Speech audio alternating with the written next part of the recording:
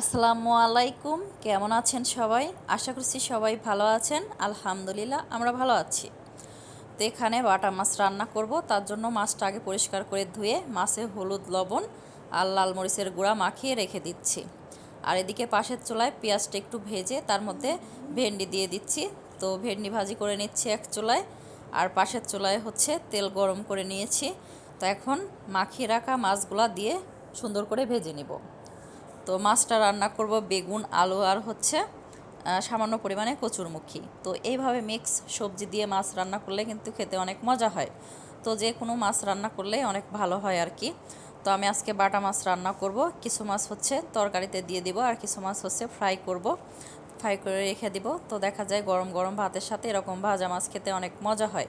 তো মাছগুলো ভাজা হয়ে গেছে, এখন হচ্ছে উঠিয়ে নিব। তো যাই হোক উঠিয়ে নিয়েছি।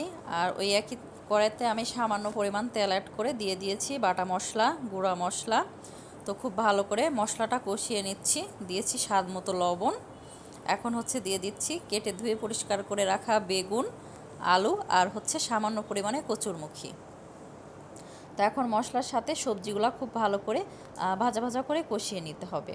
তো যত ভালো করে কষানো হয় খাবারটা খেতে ততটাই মজা হয়। এখন দিয়ে দিলাম পরিমাণ মতো ঝোলের পানি। তো ঝোলের পানিটা ফুটে গেলে পরবর্তীতে এখানে মাছগুলা দিয়ে দিব ভেজে রাখা। ভিডিওর এই পর্যায়ে এসে এখন পর্যন্ত যারা ভিডিওটি দেখছেন অথচ একটা লাইক দিতে ভুলে গিয়েছেন, প্লিজ একটা লাইক দিতে ভুলবেন না। আর ভিডিওটি যদি বেশি বেশি ভালো লাগে কমেন্টের মাধ্যমেও জানাতে পারেন, চাইলে ভিডিওটি ফ্রেন্ড ও ফ্যামিলির মাঝে শেয়ারও করতে পারেন।